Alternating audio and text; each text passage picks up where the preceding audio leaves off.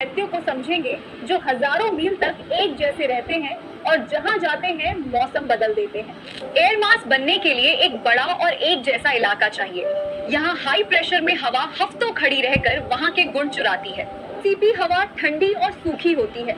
जब ये साइबेरिया से चलती है तो कड़ाके की ठंड लाती है, पर आसमान बिल्कुल साफ रहता है। एमपी हवा ठंडी और गीली होती है। ये समंदर से नमी लेकर चलती है और तटीय इलाकों में भारी बर्फबारी और कोहरा पैदा करती है। सीटी हवा गर्म और एकदम सूखी होती है। ये रेगिस्तानों से उठती है और जहाँ पहुँचती है वहाँ भयंकर लू और सूखा ले आती है। एमटी हवा गर्म और बहुत नम होती है। ये समंदर से पानी चुराती है और दुनिया भर में सबसे ज्यादा बारिश यही कराती है। ये आर्कटिक हवाएं सबसे ठंडी होती हैं। ये उत्तरी और दक्षिणी ध्रुव के जमे हुए इलाकों से निकलकर पूरी दुनिया को कपा देती हैं। इक्वेटोरियल हवा महागरम और सुपर नम होती है। इसमें इतनी ऊर्जा होती है कि ये हर रोज तूफानी बारिश और कड़कती बिजली पैदा करती है। जब अलग मिजाज के ये दो दैत्य टकराते हैं तो कोई पीछे नहीं हटता। इसी जंग से तूफान और बिजली का जन्म होता है। एयर मास अपना रास्ता बदलते ही खुद को भी बदल लेते हैं। ठंडी हवा गर्म समंदर पर जाते ही नमी सोखकर तूफानी बन जाती है।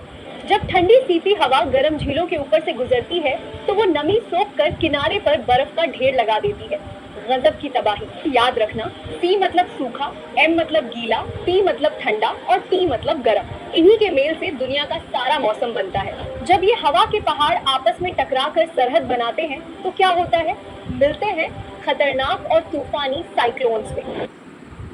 आज हम जानेंगे कि कैसे एक छोटा सा बादल धरती की सबसे तेज हवा और सूरज से भी ज्यादा गर्मी पैदा कर सकता है। थंडरस्टॉर्म सिर्फ क्यूमुलोनिम्बस बादलों में बनते हैं। जब गर्म और नम हवा रॉकेट की तरह ऊपर उठती है तो ये आसमानी फैक्ट्री शुरू होती है। ये सबसे हिंसक पड़ाव है।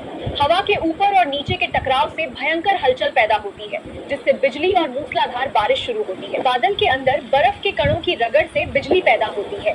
बादल का ऊपरी हिस्सा प्लस और निचला हिस्सा माइनस चार्ज हो जाता है। बिजली हवा को 30,000 डिग्री सी तक गर्म कर देती है।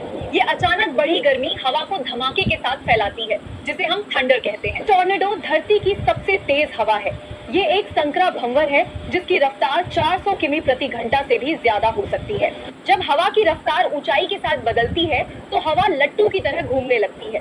थंडरस्टॉर्म इसी घुमाव को खड़ा कर देता है। अमेरिका का टॉर्नेडो एली इसका अड्डा है। जब कनाडा की ठंडी और मेक्सिको की गर्म हवा टकराती है तो वहाँ टॉर्नेडो का तांडव मचता है। जब टॉर्नेडो समंदर के ऊपर बनता है तो उसे वाटर स्पाउट कहते हैं।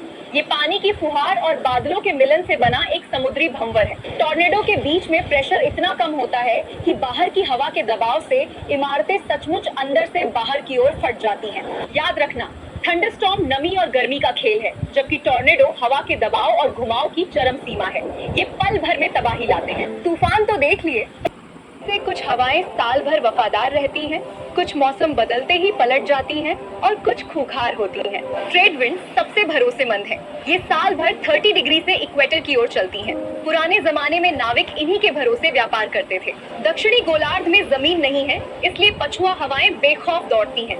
इन्हें गरजता चालीसा और चीखता साठा कहा जाता है। ये पोल से आने वाली सूखी और बर्फीली हवाएं हैं।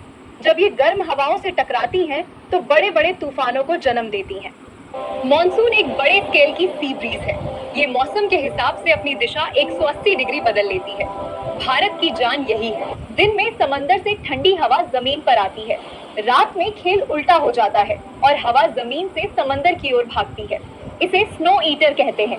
ये रॉकी पर्वत से नीचे उतरते समय इतनी गर्म हो जाती है कि मिनटों में बर्फ को चटाचट खा जाती है। ये सहारा से धूल लेकर आती है और भूमध्य सागर की नमी सोखकर इटली में लाल बारिश कराती है। इसे ही खूनी बारिश कहते हैं। सहारा की ये सूखी हवा गिनी तट के लोगों को उमस भरी बीमारी से बचाती है, इसीलिए इसे द डॉक्टर कहा जाता है। उत्तर भारत की कुख्यात लू, ये मई जून में चलने वाली इतनी गर्म और सूखी हवा है कि इंसान को बीमार और बेदम कर देती है। मिस्ट्रल और बोरा पहाड़ों से नीचे उतरने वाली ठंडी और विनाशकारी हवाएं हैं। ये अंगूर के खेतों और फसलों को बर्बाद कर देती हैं। याद रखना, ट्रेड और वेस्टर्लीज पूरी दुनिया की हैं, मॉनसून मौसम का है और लू या चिनूक अपने अपने मोहल्ले के लोकल हीरो हैं। हवाओं का ये खानदान तो समझ लिया, पर जब हवा के विशाल जत्थे आपस में टकराते हैं तो क्या होता है? मिलते हैं एयर मासेस में।